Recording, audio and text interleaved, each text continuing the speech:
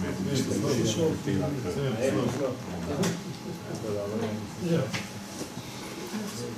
sem roman poslušal, sem se spomnil, da nekje na Alfa gleda, ne pa se več.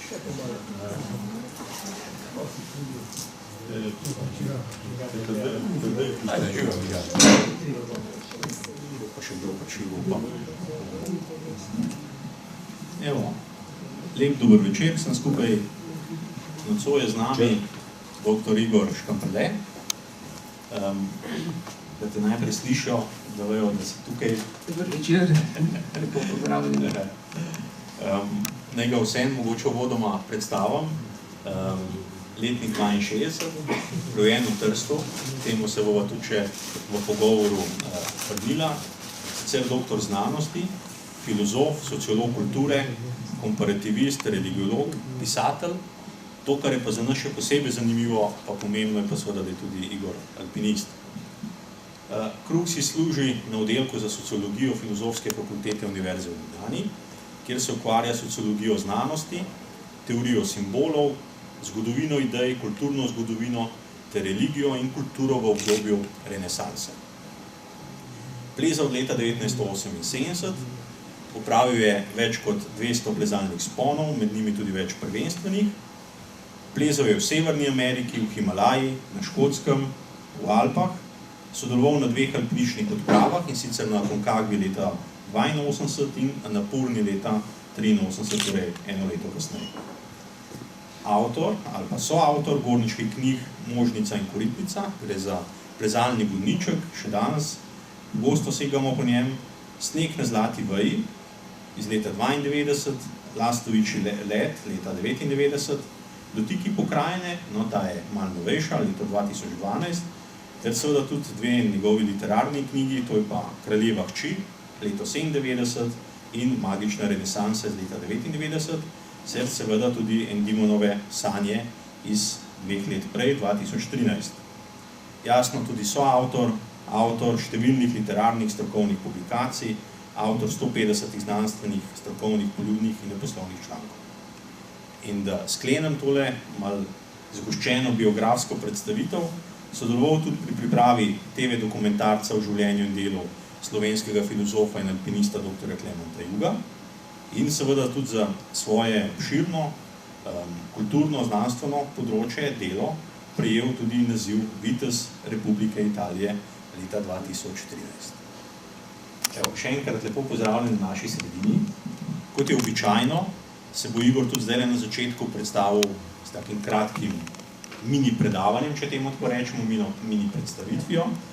Jaz upam, da tudi zdaj to, kar jaz govorim, dobro slišite. Se v redu slišimo? Da poštimamo še tele tehnikalije, da ne bomo kaj prikrajšani. Potem pa seveda sledi pogovor. Tako da, evo, Igor, izvoli. Dober večer še enkrat. Hvala za vabilo.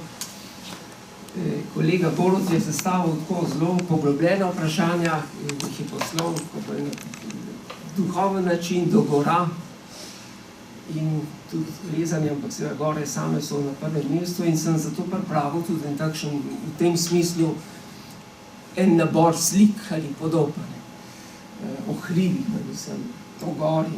Jaz sem doma iz Trsta, tržaškega predmestja, Sveti Ivan, potem sem bil na srednji gozdarski šoli že v Postojni, potem pa na študiju v Ljubljani in so me hribi že zelo zgodaj navdušili. In me še vedno, tako da sem pripravil tak nabor teh podob, med katerimi so mi bile pa Julijske Alpe, pa zato najlepša. To je nekaj mojih posnetkov, še Škrlatice, še iz mlajših let, to je zdaj 30 let nazaj, pa Rakova špica, pa Roglica. Gora, ki ima, potem sem šele pozneje ugotovil, čeprav človek sam to podzavestno čuti. Potem, ko včasih kaj prebereš, pa vidiš, koliko je enih simbolnih pomenov okrog gora, kot sveta gora. Pomislimo, to poznajo skoraj vse kulture po svetu, v Himalaji, koliko je svetih gora. Slovenci imamo takšno tako oznako, tak pomen, sam Triglo je za nas neke vrste sveta gora, kot os sveta, tudi drevo je take vrste ekvivalent. in hkrati gora kot most, tam je lep pogled, na desni strani vidimo Trentarski pelc, nad zadnjo Trento, pa Maurica, tak most, skoraka gore, tudi da se učijo, da se človek duhovno, duševno, miselno lahko preseli v drugačno razpoloženje, v drugačno duhovno, duševno stanje. To je nekaj, kar se približa potem svetemu, sakralnemu, drugačnemu razpoloženju. Mnogi moderni ljudje, tudi mladi danes to iščejo z drogami, pa na podoben način. Potem, ko je to že od prav zgodovine človek sam to vedel za to in tudi skušal prakticirati. Brezmejno področje, razgledi, to so me tudi že od mladih let navduševali, kako se svet vidi od tam zgoraj, kaj pa zadaj, pa je tista modestna radovednost. In vendar je ta vzvišeni pogled z gora navzdol tudi človeka plemeniti. To danes še bolj, bi rekel, vem, kakor takrat, ko to samo spontano doživljaš. To je tudi nekaj vrste primarni občutek vzvišenega in vrednosti, človeškega dostojanstva, ki to zmore, se tega zaveda.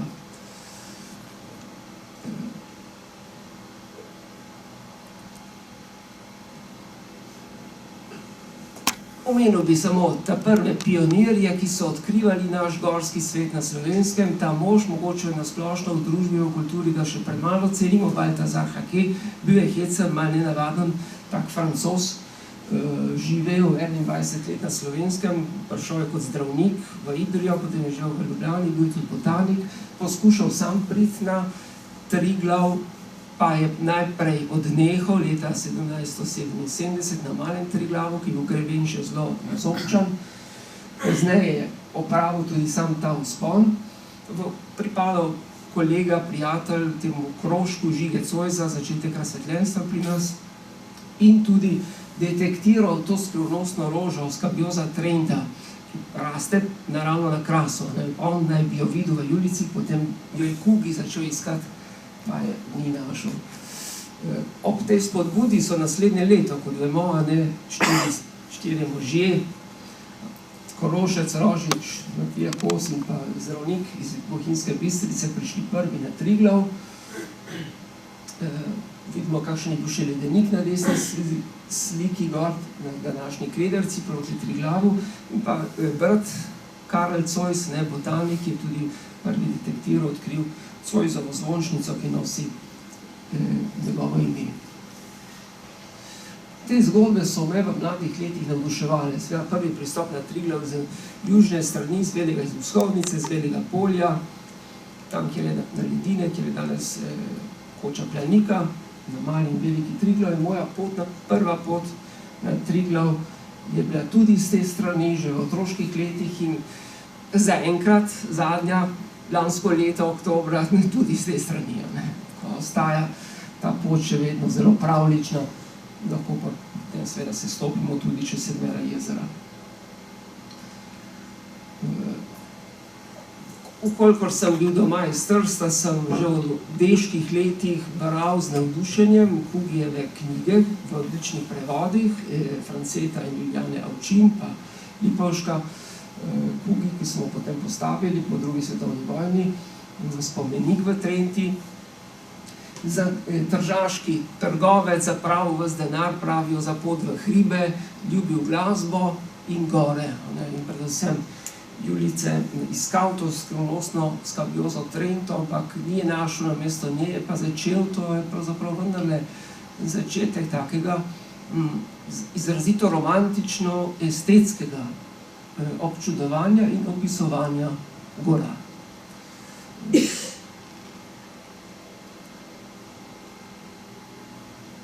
Bajka o Zlatorogu, ki jo tudi poznamo, tudi ta zgodba, torej jo poznamo vsi, je bila zapisana, navdušuje mladega človeka, otroke, ampak potem ohranja pravzaprav tudi nekaj bolj pretanjenih simbolnih pomenov, s tem zaklavom, ki je skrit v gori Bogatim, in pa Triglavska roža, ki zraste iz Zlatorogove krvi, ki daje nekaj vrste nesmrtnost. In pa drugi mož, vrstnik s Kugijem, Henrik Thuma, istega leta sta bila rojena, Thuma je umrl nekaj let prej, pa bolj strokovni popisovalec Julijskih Alp, zelo zanimivo, torej pomembno delo še v letih italijanske fašistične okupacije zahodnega dela Slovenije, Primorska, ohranil izročila mnoga slovenska ledinska imena, vrhov, planin, predvsem v zahodnih Julijcih. Thuma, ki je imel z razliko od Kugija, Kugijev pristop je bolj romantičen, Thumov pristop je pa bolj, bi rekli, študijsko raziskovalen in racionalen. Hkrati pa napisal tudi prvo tako strokovno knjigo o alpinizmu. In pa prvi pohodnik na mnoge vrhove in tudi nekatere stene v zahodnih Julijcih.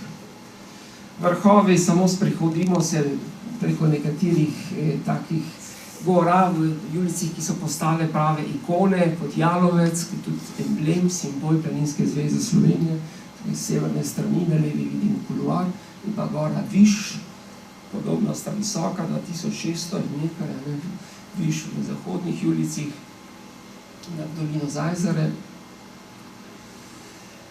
Že v mladih letih nas je zagrabilo še kot srednje šolce tudi navdušenje za plezanje. Tu smo v Črnem Kalu pod nekim takim napisom, ne vem, če še obstaja. Na levi strani je sošolec Bojan Počkar, ki je pozneje umrl v Himalaji. Jernej Stritih na sredini, ki je danes doktor, strokovnjak za okolje, in pa na desni Edo Kozorog, ki je tudi gozdarski inženir.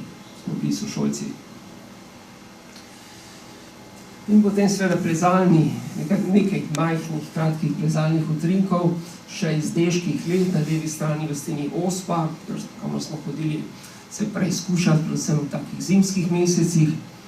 In pa na desni strani ena zahtevnejših tur, kar smo jo naredili v 4 v Dolomitih, to je Čima Borel, poljska smer, v 2 dneh med zahtevnejšimi letnimi alpskimi turami v Apnencu. Doživetja gora so seveda brezmejna, človeka plemenitijo, bogatijo, z ljubeznijo do gora se da, torej, zakaj človek hodi v gore, na to pravzaprav ni čisto natančnega odgovora, ki bi zares pojasnil, zakaj ljudje imamo radi in hodimo v gore. S potjo v gore se pa da razložiti vse druge stvari, ki jih počnemo. To je tak lep zimski pogled na grebenu Kanina. Sva šla s prijateljem Bogdanom od Prestreljenika do Kanina, to je pogled tja naprej na italijansko stran, proti zahodu. Tako, če se od tukaj na levi strani vidimo Prestreljenik, Prestreljnikovo okno, pa potem do Kanina. To je pa slikano z grebena Poliškega špika ali Montaža v zahodnih Julijcih. Še en utrinek iz naših hribov, to je na vrhu Oltarja, malo redkeje obiskana gora, brez potje je to. Tam desno vidimo Visoki Rokav, potem še bolj desno bi bila Škrlatica, v ozadju pa vidimo Triglav. Se spomnim na Oltarju, zdaj ne vem, če je še, ampak takrat, to je bilo v 80-ih letih, je bila še opisna knjiga iz leta 45 gor na vrhu in je bila popisana komaj 1/4. To je tudi, mislim, da novembra, v pripravah za zimske vzpone. Bivak 1, tudi zanimiva točka v naših gorah, privezan, da ne zgrmi dol v dolino.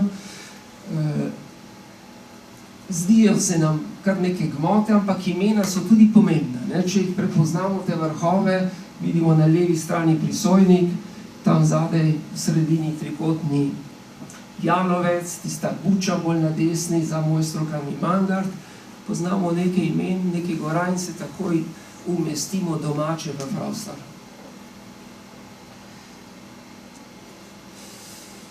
Pa še en utrinek nad Repovim kotom oziroma priprečnih zalivniških špic, v ozadju meglice nad Domžalami in nad Ljubljano.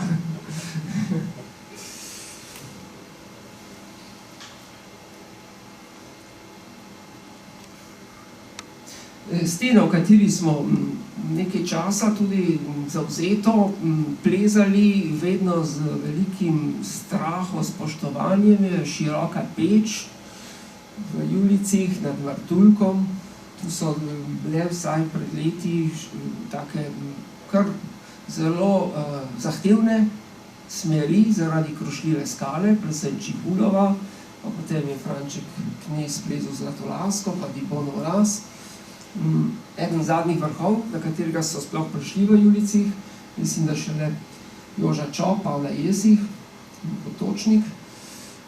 Ampak iskali smo takrat v 80-ih letih tudi tako malo posebne stene in gore, kjer bi doživeli nekaj pristnega, nekaj vrste tako pristno divjino. In potem še za sklep, to je pa Loška stena na primorski strani, stene, v katerih sem v zadnjih letih svojega aktivnega plezanja in udejstvovanja v alpinizmu s prijatelji, so plezalci preplezali zadnje, tako večje, še nepreplezane stene pri nas. To je vršni del, severni del Loške stene, na levi strani vidimo ta travnato gmoto, to je Plešivec, še ni imel nobene smeri. Ta gmota, tukaj ta stena, to je Bauh, je bila tudi še deviška stena, danes je že več smeri tam. Potem tam na desni trikotni Votli vrh, velika stena, še nepreplezana, smo jo zmogli v 3 s Fabijanom in Mezgecem v 2 dneh, in na desni strani Morež in potem Bricek. To je bil neke vrste, vsaj v domačih gorah, tak vrh mojega plezalnega udejstvovanja. To je posnetek iz letošnjega poletja, z Belopeških jezer, ko sva šla s soprogo, vidimo, sva šla po zelo zanimivi, atraktivni, pa tudi zahtevni plezalni zavarovani poti Nogara z te zahodne strani, drugače pa Mangart na vrhu, in pa na levi strani osvetljen, tudi plezalno zanimiv mali koritniški Mangart. In za sklep, glejte, še tega voda, še vendarle, katera gora je pa vseeno najbolj bogata, dragocena. Sam Kugi je rekel, Triglav ni samo navaden vrh, ampak je kraljestvo, in tudi zase bi rekel, to je vendarle Triglav z obeh strani, z južne bohinjske strani in pa s severne, iz doline Vrat, s svojo steno in z vso zgodovino, pravzaprav. Tudi slovensko zgodovino. V veliki meri je slovenska zgodovina tudi, v slovenski zgodovini ima tudi Triglav pomembno poglavje. Tako, hvala. Super. Hvala tebi, Igor, za tale vodni del in seveda bomo tudi kar pri tem zgodovini pravzaprav ustala. Bomo dal za začetek eno vprašanje, povezano tudi s tvojim čist zdajšnjim na nek način raziskovalnim delom. Raziskovalno nekako živiš pravzaprav v tem obdobju 15. 16. stoletja, v tem velikem kulturnem, umetniškem, raziskovalnem prenovi, pravzaprav, kot rečemo, v tem obdobju, ki je seveda takrat zajela vsa področja človeškega delovanja. Je ta renesansa prinesla tudi kaj gorništvo. Ne še takrat, ga seveda še nismo tako niti imenovali, niti doživljali, pa vendarle. Ja, jaz bi rekel, da vendarle je alpinizem, gorništvo in potem alpinizem se sicer razvije pozneje za osvetljenstvom, prvi vzponi na vrhove in pravo plezanje šele v 19. stoletju, v 20. Ampak renesansa, torej preporod čas Leonarda da Vincija in Michelangela, prinese 2 stvari, bi jaz rekel, kar se tiče gora in gorništva. Prinese ovrednotenje narave oziroma še bolj natančno estetski pogled na naravo. Predtem tudi na slikah, na freskah ne srečujemo narave same. V tem obdobju se pa tudi na slikah pojavi, še vedno je mogoče nabožna podoba, ampak v ozadju, ali pa kakšen mitološki prizor, v ozadju se pa pojavi pokrajina. pokrajina, tudi gore. Seveda Petrarka je že v poznem srednjem veku šel s svojim bratom in z dvema nosačema na vetrno goro v Provansi.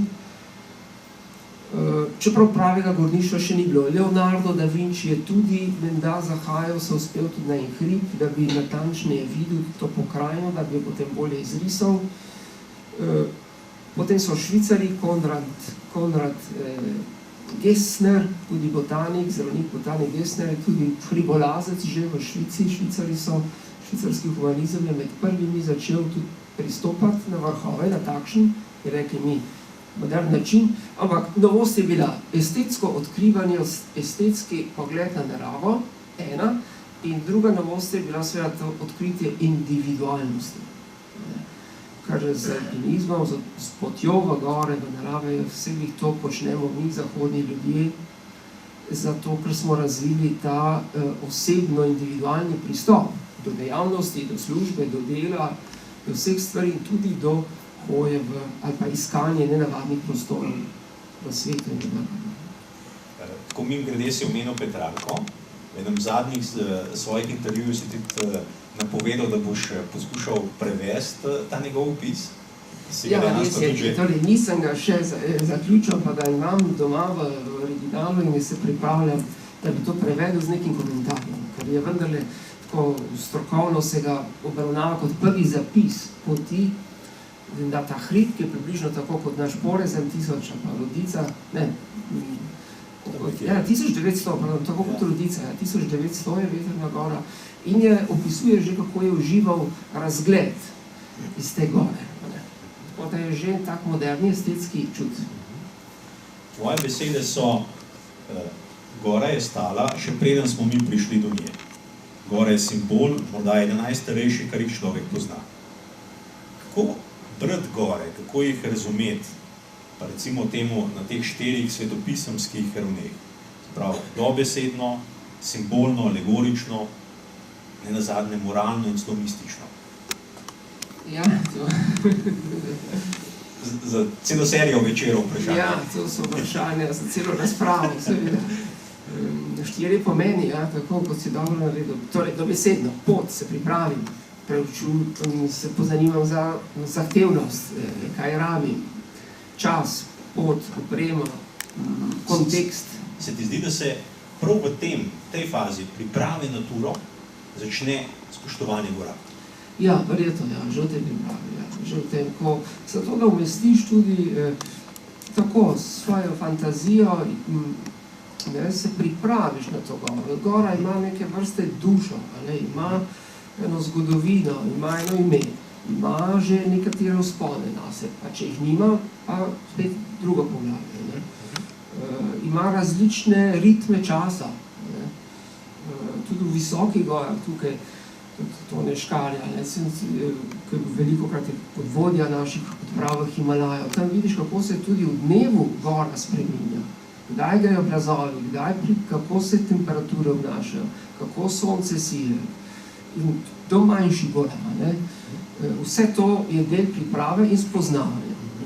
Potem je samo vzpon, jaz in gora, to mislim, da se to še k temu vrne, ves čas je ta dialog, gora kot nek živi osebek, začutiti, prositi, da ti podeli tudi neke svoje energije in te sprejme in ni, te ne zavrne. Do tega, to si rekel, 4. nivoja, ne, do doživetja. Do doživetja, kjer človek doživi neko poglobljeno duševno stanje, zadovoljstvo, obliko zadoščenja, ki jo težko karkoli drugega nadomesti. Vidno seveda bova se pogovarjala drug z drugim, ampak predvsem bi se rada pogovarjala tudi z vami. Tako da, če ima kdo od vas kakšno misel, kakšno vprašanje že vmes, nakažite, bova takoj vam dala besedo, tako da bova vesela tega vašega prispevka k stvari. Rekla sva, evo, 4 ravni sva se dotaknila, ne. Če greva na začetek, recimo, mogoče tvojega ukvarjanja z gorništvom ali pa s hribi, s plezanjem in tako naprej, kako si ti začel pravzaprav plezati? kdo so bili tvoji učitelji? A si se takoj srečal z vsemi 4 ravni, ali kako so te stvari recimo zorele v tebi? Ja, navdušil sem se tam 12-11 let nad taka vzpetina je Globojnar nad Svetim Ivanom. Potem... Sveti Ivan je... Sveti Ivan, ja. Tam je psihiatrična bolnica. Tam, kjer je bila psihiatrična bolnica, ja, tako, odprtega tipa potem. Od tam je bil doma tudi Vladimir Bartol, glede na to, da smo v knjižnici, ne, prav od Svetega Ivana, njegova mati, tudi pisateljica Marica Nadlišek, od tam je bil doma futuristični slikar, Milko Bambič.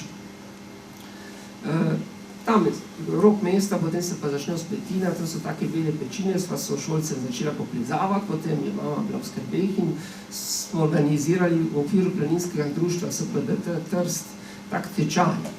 Hotel si kupiti opremo in potem, ko so videli, da si kupil opremo, ja. So se potem starši zorganizirali pa rekli, dajmo pa vsem to malo pod nadzorom delati, ne? Tako nekako. Ja. Tako nekako. Kolikor se to da, ne? Tako nekako. To je bil prvi tečaj na Napoleonovi cesti, se tako imenuje, danes je tam to tako priznališče, Napoleonska cesta, pri vasi Prosek nad Trstom, so čudovite bele pečine, bela plenčasta skala, tam smo začeli prvi tečaj, prvi vozli, upenjanje, preizkus, potem pa kot srednješolec v Postojni, kjer sem se vključil v tamkajšnji alpinistični odsek pri Postojni. In te tvoji plezalski učitelji, če jih danes nazaj gledaš, so imeli recimo, bi rekel, tako široko dimenzijo tega, ali so bili mogoče bolj športni, bolj tekmovalni recimo, da so med sabo tudi tekmovali ali ne? Ne, takrat je bilo to precej široko, torej zame sploh ta prva leta, vse tja do poznejših let, je bilo to z roko v roki povezano plezanje kot del gorništva, gora. Najprej v gore, v hribe, potem kot naravni razvoj tega plezanje, ampak še vedno v kontekstu gorskih sten in gora. In to so bila leta, veste, ko sem bil v srednji šoli, pozna 70-ta leta, ko so naše odprave bile takrat na vrhuncu uspehov, južna stena Makaluja. In to je bil čas diapozitivov? Tako, diapozitivi, in se spomnim, je še pokojni Aleš Kunavar predaval v Trstu, pa tudi gospod Škarja, in sem bil jaz takrat še mladenič, sem bil navdušen nad temi prizori in bral tudi te članke, tudi recimo Staneta Belaka Šraufa, pa Marjana Manfrede Mariona, pa Civilnika.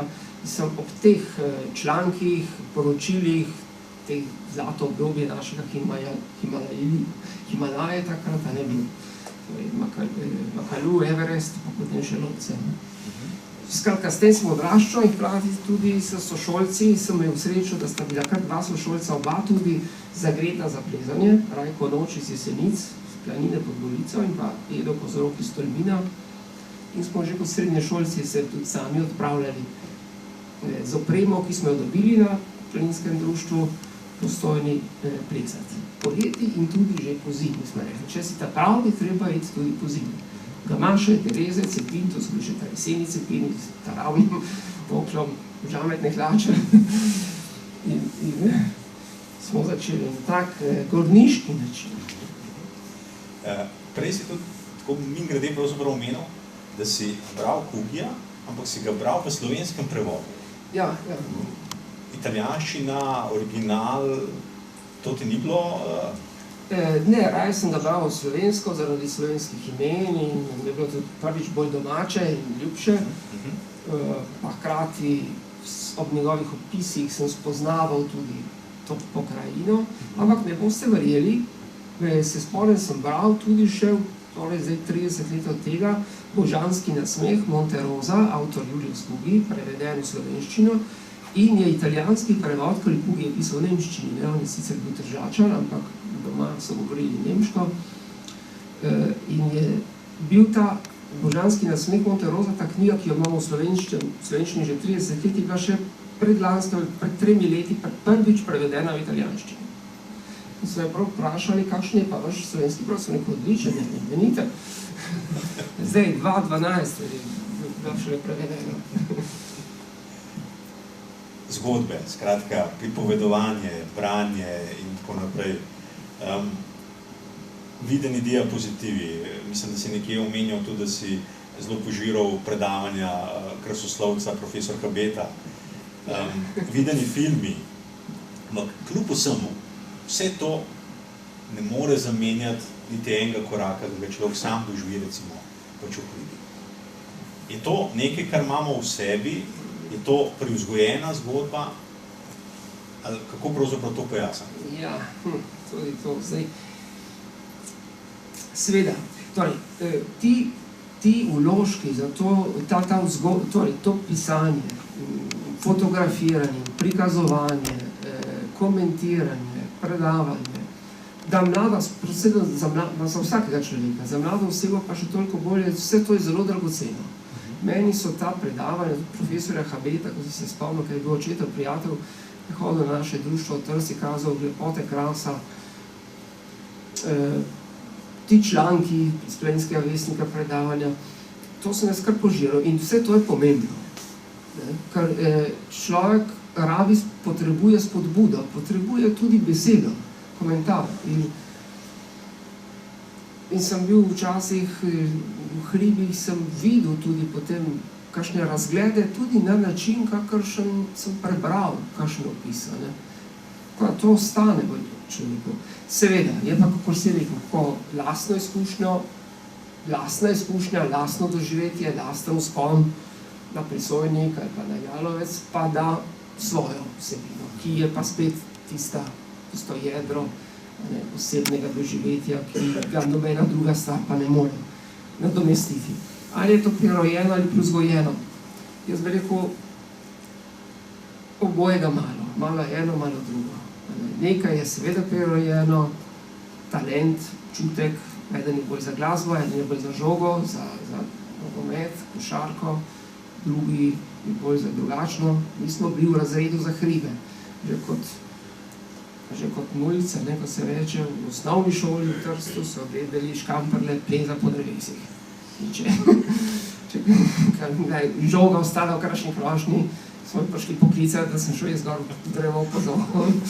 Torej, vsak ima seveda po naravi neke nagibe. Ampak je pa pomembna tudi privzgojenost vzgoja. Rabite tudi vi kakšno spodbudo za kakšno vprašanje, kakšen komentar, izkušnjo? Ne? Ker smo pa že pri oprimku, pri tem fizičnem stiku človeka z goro. V tem oprimku ti še posebej, da rekel, tenkočutno pišeš, razmišljaš, kako je ta vest človeka izjemno pomembna. Lahko kaj o tem poveš? Ja, to takih vprašanj, vidiš, to so najbolj običajna za alpinistične večere, ampak je pa bistveno, veste, tako vsakdo, ki, dobro, vse je tudi navadna pot v goro, vsak korak, vsak korak, posebno v zahtevnejših predelih, če gremo iz Planike naprej na Triglav, potem ima pa skoraj vsak korak svojo identiteto, če tako rečemo. Potem seveda plezalno, pa še toliko bolj. In meni je bilo tako vedno zelo občutljivo. To fizično dotikanje skale, zaupanje tem dotikom na vsezadnje tam visi na nek način tvoje življenje, tvoja živa vitalnost.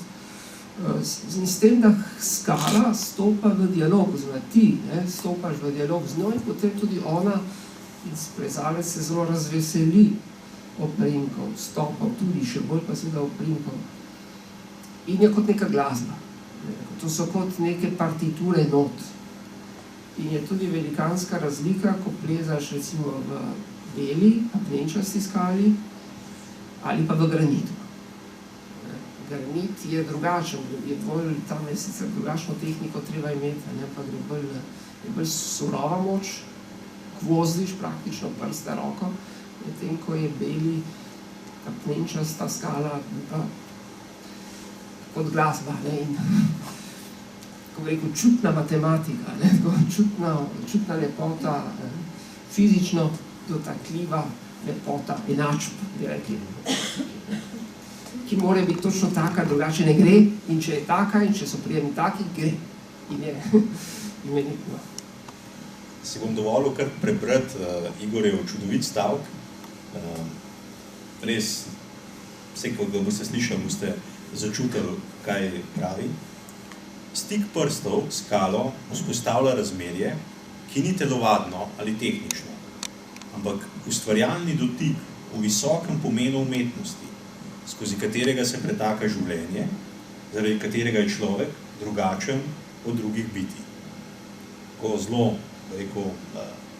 zelo poln stavek, no? Nekaj pravzaprav nek način tudi gane. In če kle nadaljujem, pogosto pravzaprav odgovarjaš, da je vzpon na goro pravzaprav religiozno dejanje. Ja, to so take antropološke recimo, vsebine duhovnosti v širokem pomenu, ampak jaz ustrajam na tem, da vzpon na goro je neke vrste religiozno dejanje. Seveda tako, da se mogoče oseba tega niti ne zaveda, oseba mogoče sploh ni konfesionalno verna, ampak je pa zelo navdušena nad hojo v gore in opravlja to, kar je v jedru religiozno dejanje. Seveda, danes rekli v laični, sekularizirani, svetni obliki, ampak ti zapustiš nek običajni svet, greš v nek drug prostor, ki te prestavi v drugačno stanje, in tisto stanje te prestavi v neko vzvišenost. Pa hkrati te privlači, hkrati te pa tudi malo plaši. Kot je lastnost tega sakralnega, svetega človeka privabi, hkrati pa ga plaši. Zakaj ga plaši? Zato, ker je čisto nekaj drugega, kot je običajno. Športno igrišče nima tega. Lahko je vrhunska predstava, uživamo, ampak tega nima. Samo dobra športna tekma. Medtem ko gora nastopa v tistih radikalno drugem duhovnem prostoru, kjer se človek počuti majhnega, ker je to te energije, te moči, ta vzvišenost ga neskončno presega, hkrati pa ima dostop do nje. Se jo lahko prime, jo čuti, je z njo, da spostavi zavezništvo s tem svetim, s tem presežnim, s tem božjim.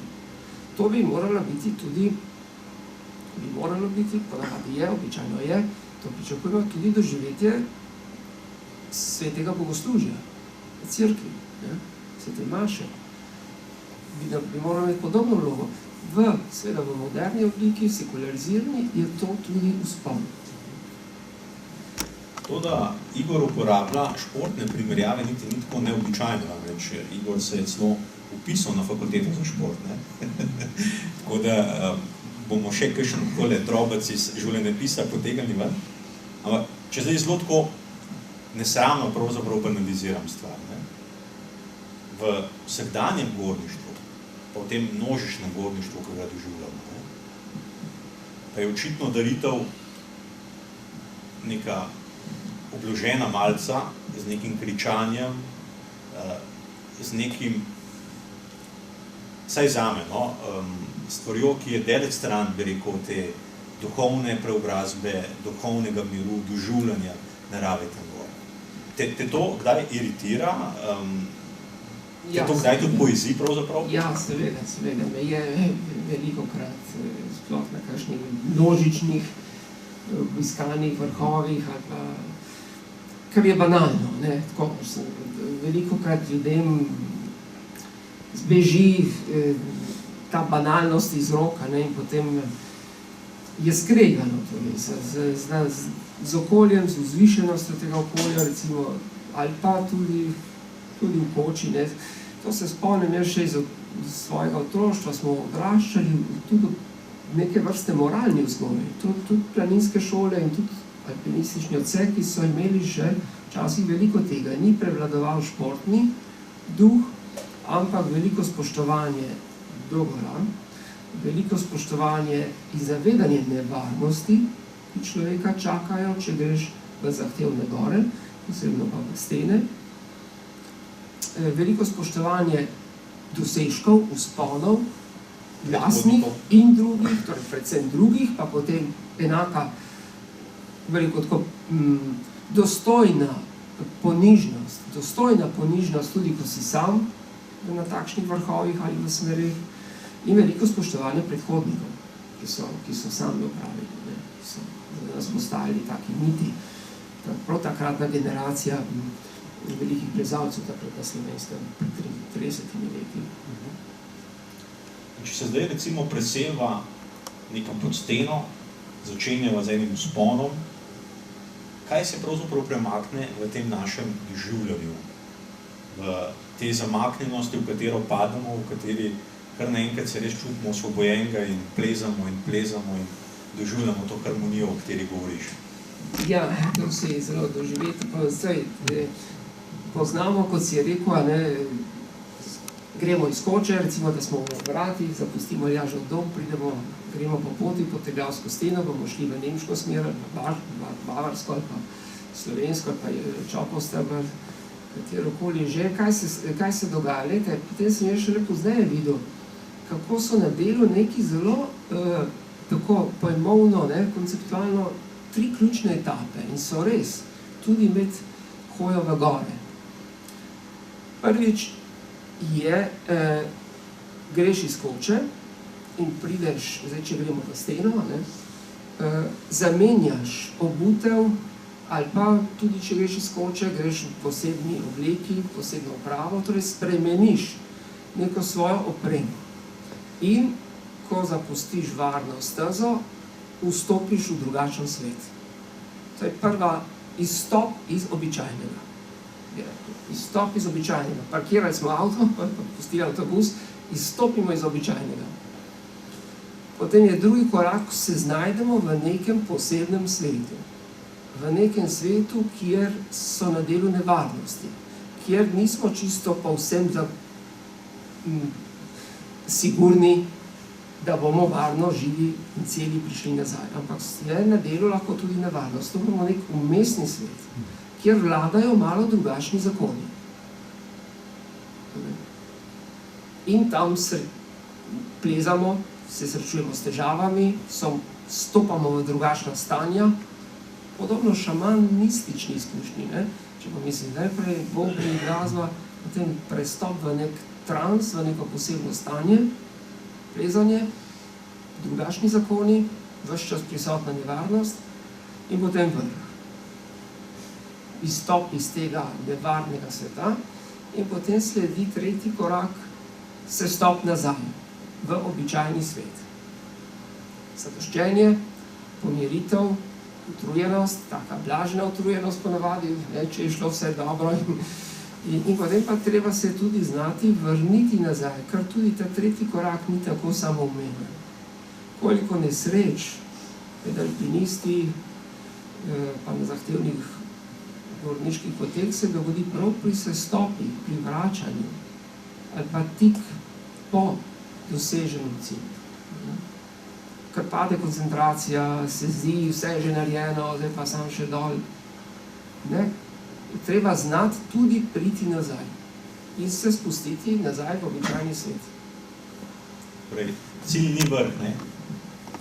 Nikakor ne. Ali pa saj umestni cilj. Umestni cilj je vrh, recimo stena, cilj je pa človek, ne? Človekovo bogatstvo. To je cilj. Ok, evo, zdaj smo že na vrhu. Tako da, eden zadnjih pozivov, da še kaj pridodate, kakšno svojo misel, kakšno svojo izkušnjo, še svoj pogled. Ne? Ste imeli kdaj kakšne take kočljive situacije, tudi kad ste to plezali? Ja, seveda smo imeli, ja. Torej, ko plezaš, naletiš nevarne situacije, ko smo bili sami v nevarnosti, prav kot 3 srednješolci, že na začetku recimo poti nas je sredi stene, severne stene Razorja, na dolino Krnice, januarja, peklenski mraz je bil. Potem se je 20-podnično smo spali v Krnici, tam v snegu, koča sem bila seveda zaprta, pa sredi stene se je pa vreme obrnilo, nas je zajel vihar, pravo poslabšanje vremena, sneženje, in smo komaj prišli čez. Prijatelj je tudi padel, sem ga zadržal na vrvi, na 2 cepinih, po čudežu sem sam obstal. Potem smo že v mraku v tem prišli na Kriške pode, vse pod snegom in tam že praktično začeli bivakirati v snegu. Ko so se sred noči pa megle razkadile in se je pokazalo, da si pojeta koče. Da so potem zaprte sveda, pa smo se potem prebili do te koče, vdrli notri in preživeli. To je ena. Druga, se spomnim, smo reševali v Šitah, ko je v navezi z Andrejem Štremfljem na neki prečnici. Zaradi ni bilo pravega klina vmes in je padla njegova sestra od Marije Štremflj, Barbara Perčič, in obvisela na grbu na tistih starih pasovih in se zadušila. In smo bili takrat midva sva ravno tisti dan s Rajkom plezala za jedo v Šitah, popoldne smo se vrnili dol, ko se je zgodila ta nesreča in je bil še tam Stane Belak Šrauf, Lado Vidmar in sem se jaz pridružil, smo šli gor do Police na smeri v Šitah in prvenstveno sta plezala in smo potem potegnili Barbaro že mrtva. In je naslednji dan prišel helikopter. Tam preždeli noč v steni. Tako da se zgodijo take izkušnje. Prej, ki si načina tole zgodbo dostopa, da si kot še namenoma, ti zdaj malo polagam besede v usta, izprav, gremo iz koče in čez moramo hoditi. Se mi zdi, da je zadnje tudi ta hitrost doživljanja pomembna. Kdaj se ti zdi, da najbolj pademo noter, kadar hodimo, kadar plezamo, smučamo, kolesarimo, kako je s tem pravzaprav? Ja, vse te dejavnosti so dobre. Hoja je nekaj zelo lepega. Plezanje seveda 3 točke, 2 roki, 1 noga, 2 obratno, tako stik.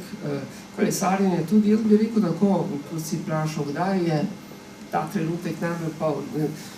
Najbolj poln je ta trenutek, bodi si na kolesu, bodi si med hojo, bodi si med plezanjem, na grebenskem sprehajanju. Takrat, ko na čas na nek način pozabiš, ko se čas prelije v neko tu biti, kot neko trajanje, ko padeš notri, bi rekli, tako preprosto. In se raztegne v neko bivanje in trajanje, se ustavi. In ta izkušnja se mi zdi zanimiva, ker to je pa malo mistična, je ta izkušnja. Je več ravni časa, to bi nam tudi kolegi fiziki rekli. Je en ta solni čas, je biološki čas, je doživeti čas, je več ravni časa in človek lahko ustvari preko nekega obreda, mističnega obreda, preko glasbenega dogodka ali tudi v naravi preko hoje, preko plezanja, tudi lahko kolesarjenja, ko prideš v to stanje, ko se čas raztegne in ga ne teče, pa kar biva. Je zate pri tvoji hoji pomemben ritem? Si zelo tak zložen hodec ali imaš te impulze, ki je hitrejše hoje in tako naprej? Jaz sem zelo zložen hodec, zlasti po ravnem ali pa navzgor. Zelo zložen hodec in rad ujamem svoj ritem, nekateri so hitri, navzdol, ja, če je treba, lahko tudi pohitim, če se dela noč, ko je treba, lahko tudi pohitim. Drugač pa ne, tudi po ravnem in navzgor sem zelo zložen in tega sem se pa naučil, zdaj pa sem veliko podrezal. Veste, kje sem se tega naučil, kako je treba znati hoditi? Pa ne vem, če se vsi alpinisti tega znajo držati. Pri gozdarskih delavcih v Radoni, nad Radono gor, v Streseni dolini, ko se gre gor na Pokljuko, sem bil na praksi še kot mladenič, kot gozdar in tam so gozdari z motorkami, Bosanci so bili v glavnem, so šli, kombi jih je vrpeljal, potem so po gozdu vedno zelo počasi in zložno in šparili, hranili, varovali svojo moč in energijo za cel dan. Tega sem se pri njih naučil, kar pa 20 metrov, pa jezik ven, pa loviti sabo. Zložno hoditi. Tako da boš lahko hodila cel dan. Super. In v bistvu v tej zložnosti se svoje skriva tudi skromnost. Kje v slovenskem gorništvu recimo vidiš, da je te skromnosti premalo, kje je pa mogoče celo preveč? Torej, skromnost je lepa čednost, ne? Za njo si moramo prizadevati, vzgajati, jo sami ohranjati, tako v gorništvu, v planinstvu, kakor v alpinizmu. Žal se mi zdi, da je v sodobnem času, v zadnjih letih, v zadnjih 10 letih, v porastu v slovenski družbi nasploh, pa potem se to verjetno seli tudi na naše področje, neke vrste tak napuh, kot da je vse dostopno, kot da je vse odvisno samo od točk, od nekih hitnih uspehov in nekega zunanjih imidž kvalitetnih vzorcev. In s tem poraša nek napuh, neka ošabnost, neka materialnost in tudi razvrednotenje spoštovanja do narave, do stvari, ki jih človek počne, vsak na svoj način. Tako gore in tisti, ki zahajamo v gore, in kultura gorače, tako rečemo, ne bi bil tudi zgled nekega dostojanstva človeka, sočutja in spoštovanja tudi okolja in dejavnosti, ki jih radi počnemo v tem okolju. Ne vem, če veš, ampak Slovensko planinsko društvo v Trstu, z vso to svojo, bi rekel, širino, o kateri si tudi danes že kaj rekel, ne, je v bistvu se potem odzrcalilo v slovenskih hribih tudi na tak način, da smo imeli tudi kočo, ki se imenovala, pravi Tržaška koča na Doliču. Ampak odraz tega, kar si zdaj govoril, je pa tudi neko tiho preimenovanje, ne. Namreč ta koča se nič ne imenuje Tržaška koča, ampak samo še koča na Doliču. Ti je znan ta fenomen? Ja, to sem se, ne vem zakaj, in sem se tudi čudil, ko sem videl, to smo bili ponosni. Tržaška koča na Doliču, kar je bila tudi še primorska stran Triglavskega pogorja, in sam pa ne vem niti zakaj je prišlo do tega zbrisa oziroma zamenjave. Zelo banalen razlog. Bil je nek žur kot tržaških Slovencev in povzročili so neke škode in potem se je lokalno planinsko društvo, ki je lastnik te bajte kot revanša, odločilo preimenovati to kočo. To je odraz, bi rekel, tudi današnjega stanja in današnjih plehkih odnosov in tako naprej. S tem pa opuščamo to, kar ves čas govoriš, imena, dejanja, zgodovino, razmišljanje ljudi, ki so stali za nekaterimi stvarmi, in seveda na tej točki mogoče ne smeva res spustiti Klementa Juka. Se pravi, on s svojim delovanjem v času fašizma sporoča tržaškim Slovencem neko upanje, neko boj, neko drznost in tako naprej. Ja, nedvomno. Torej, Klement Juk, filozof, študiral tudi kot prijatelj, tudi z Bartolom, pa z Zorkom Jelinčičem, so živeli, Klement Juk, ki je bil sicer iz Solkana doma pri Golici, ta druga dva iz Trsta, preko doline Zadnice in čez prelaz Luknjo so prihajali pod Triglavsko steno, na severno stran, ki je bila takrat pod Jugoslavijo, Primorska, Soške doline so bili, Soška dolina pod Italijo. Klement Juk je potem, ko je končal filozofijo, šel še v Padovo na študij psihologije. Zdaj je Tomo Virt napisal tudi obsežno knjigo o njem. Bil je najljubši učenec pri profesorju Francetu Webru, profesor filozofije v Ljubljani takrat.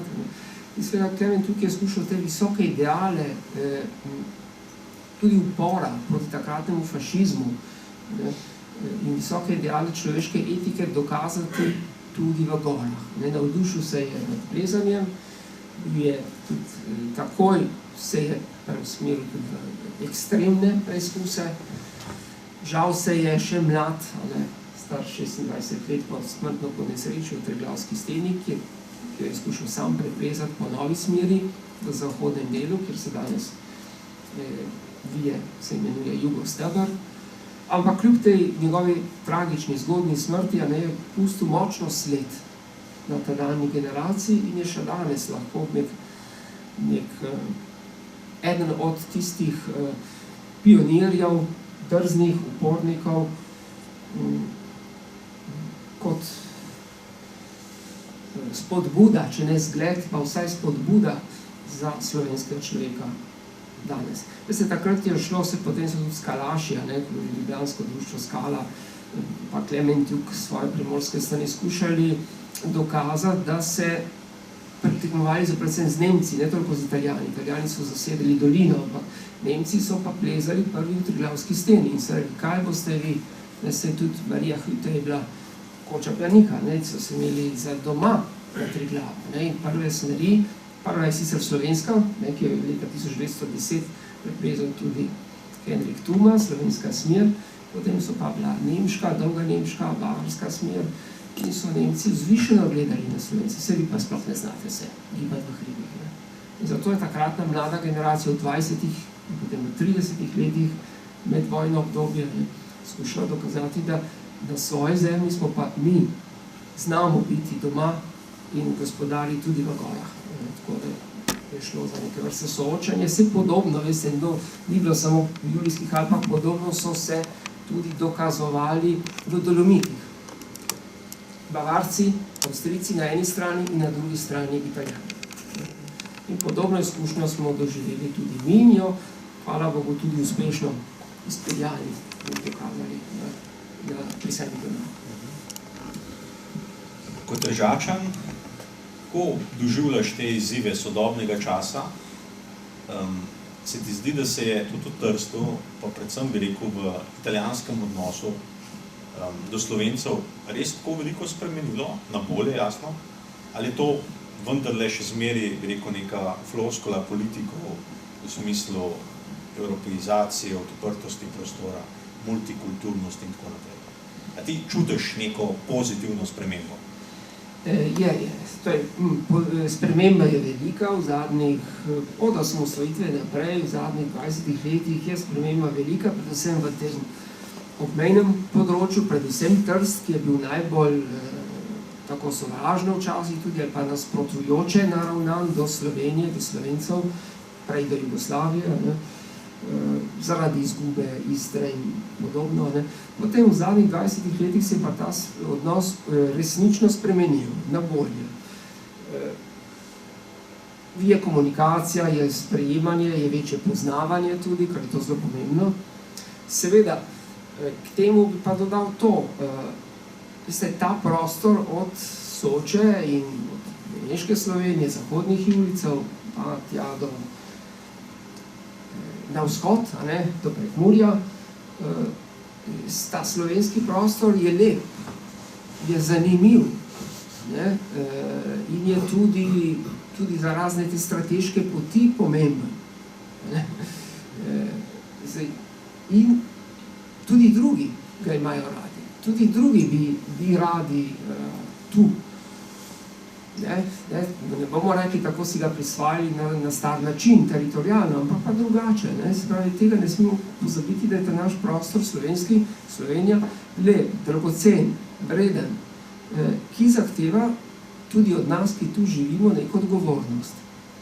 Spoštovanje ne samo do našega jezika, do naše kulture, ekonomije, ampak tudi do fizičnega prostora, do naravnega prostora, znati upravljati z njim, dolžni spoštovanje.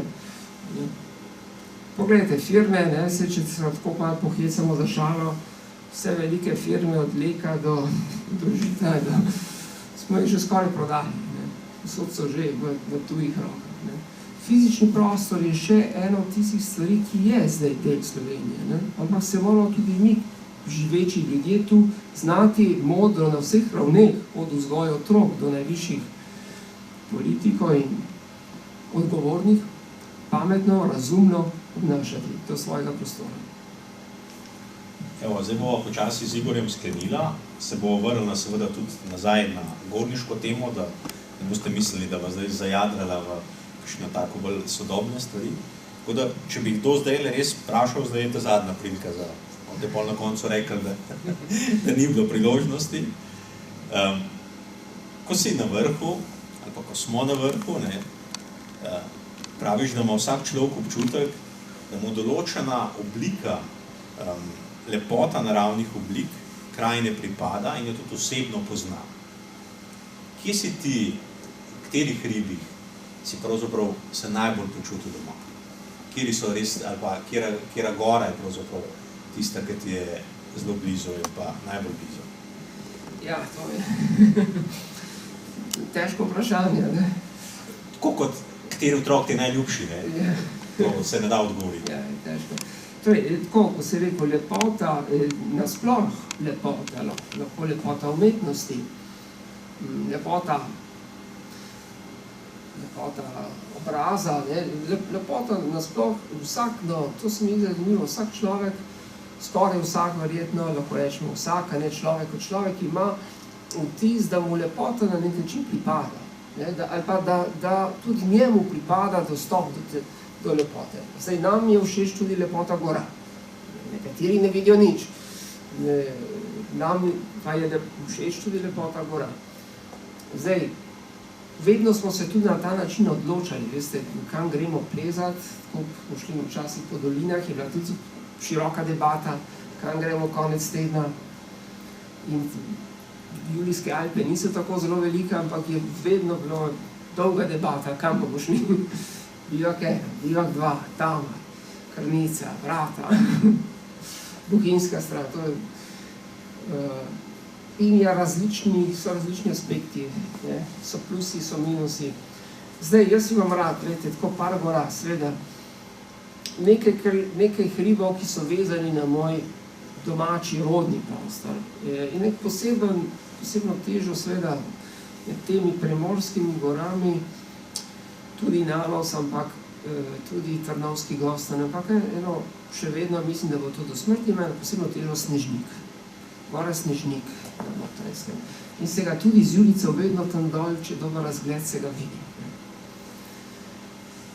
Potem imam rad Bohinjske gore in tudi Komno in vrhove nad Komno. Tudi zato, ker je bila mama doma iz Baške grape in sem večkrat bil tam pri babici v Podbrdu in smo večkrat šli potem v Bohinjske gore, Planinsko. In tiste gore so mi tudi dragoceni. Med ta velikimi Julici Triglav, moram reči. Je Triglav vendarle ima eno posebno vrednost, tudi zato, ker je najvišji pri nas.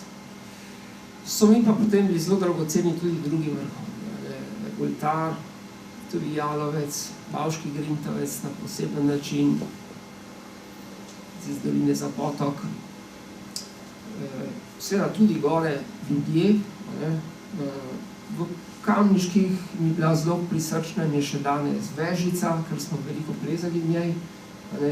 Vsak dan pogledam, tudi z okna vidim Hočno in Grintovec. Rozenik, če bi jih zbral. Plezalno, stena Rozenika. Super, zdaj si že kar eno novo škamperletovo transverzalo zorganiziral. Ampak, če mi dovoliš še eno mehkejšo, ena gora, na katero pa grem skoraj vsako leto, je pa Debela Peč. Taka bolj meditativna gora, Debela Peč nad Pokljuko, navali po taki lepi skrivni poti iz planine Klek. Niti ni vrtirano. Debela Peč, jaz sem tem grebenu od Poševnika do Debele Peči. Tako, kot neke vrste oltar, da živim s svojim lepim pogledom. No, en tak nabor sem. Zakaj pa misliš, da Aljaž ni na vrhu Triglava postavil križa? Ja, zanimivo. Na Školatici je bil, ga niso po vojni vrgel dol. Na Triglavu ne, in postavil stolp, ne. Bi ga bilo treba vprašati, gospoda Jakoba Aljaža. Morda, no, veste kaj, morda zato, ker je res najvišji. In morda je križ raje imel v nekem intimnejšem prostoru. Ker na vrhu človek, tak je moj intuitivni občutek poseben, človek je težko zdrži na vrh. Na vrh prideš, tam je konec, pa je nebo in težko na vrhu postaviš hišo, šotor in tam zdaj začneš malcati in spati. Človek je poklican tudi, da se z vrha sestopi. Ni naravni kraj bivanja. Tako kot cerkev. V cerkvi tudi ne postavimo šotora v tem malcem. Pristopimo, obhajamo sveto daritev, pa potem se umaknemo nazaj v svoj človeški svet. Lepa misel, da je pravzaprav Triglav oltar, ki je moral ostati tak, kot je. In čisto za konec, pa vendarle ne smem pozabiti na tvojo izjemno knjigo Sneg na zlati veji. Če smem biti zelo oseben, meni je ta knjiga pravzaprav pomenila več kot Nejčeva pot, ali pa mi še danes pomeni pravzaprav zelo veliko. Zdaj, ko sem se pripravil na tale pogovor, sem naletel tudi na recenzijo, ki je bila takrat objavljena v Planinskem vestniku, in Tomo Virk, tudi sicer Domžalčan, je takrat napisal: ne gre za alpinistično potopisno kroniko ali za filozofsko razpravo o alpinizmu, temveč za tako imenovani razvojni roman. Ta knjiga je mejnik, ki ga ne bo mogoče spregledati. Tako danes gledaš na to knjigo, še dobivaš odzive, te še kdo pocuka za rokav, imaš nadaljevanje te knjige mogoče? Me še je tako pocuka za rokav, kot si ravnokar ti. Imam še, v načrtu drugi del pravzaprav, oziroma nek ožji, mogoče še ali pa še eno sklepno, še eno poglavje, pa je drugi pristop seveda. Takrat sem je napisal v nekem zanosu. Si je napisal zelo hitro? Precej hitro, ja. Čeprav sem jo potem prebiral in popravljal, ampak v jedru šlo pa kar, kot tako, ko greš naturo v gore. Od štarta, pa potem do vrha in se stop nazaj dol. Ampak tako, s to željo, da bi pravzaprav ponovil, da bi te prigode ponovil in pisava to omogoči, da bi ponovil, da bi jih na novo podoživel in tudi prišel do novega spoznanja. Veste, to je, sem šele potem videl, je tudi taka forma, šele ko človek ponovi zgodbo. Saj lahko je to navadna fotografija, lahko je to mogoče dnevniški zapisek, lahko zapis na Twitterju, Facebooku. Tudi, čeprav vas zelo skromni odbit, ampak lahko tudi v sam lastni glavi, če je bila lepa tura ta vikend, pa potem v tistem tednu jo miselno ponoviš. In šele pri tej ponovitvi nekatere stvari vidiš. Tam jih nisi imel časa, tam je bilo tako vreme, si mogel iti, bilo treba iti. Šele ko jih ponoviš, uvidiš tako lekoč nekatere stvari. Zato se zgodi Odiseju in cela Odiseja nastane tako kot ponovitev. Odisej, ki je bil pri nimfi Kalipso, po koncu Troje, potem se zgubi in pride k ljudstvu Fajakov, to je bilo tako čudežno ljudstvo in tam pove svoje zgodbe. Kdo si pa ti tujec? Povej nam, kdo si nam pove. Ja, jaz sem pa ta in ta. In smo doživeli to in to. In potem ponovi kot pripoved vse to, kar so potovali od Troje naprej. Skozi ta ponovitveni korak šele pravzaprav tudi mi zvemo za njegove etape.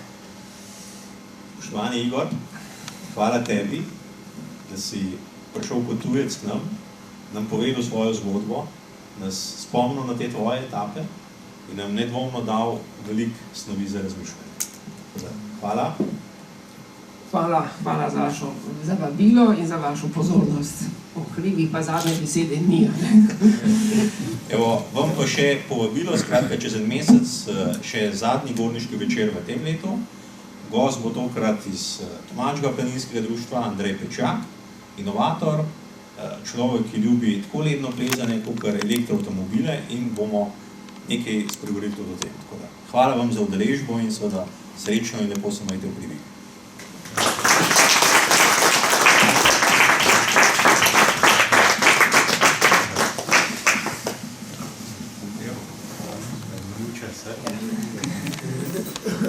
Vem,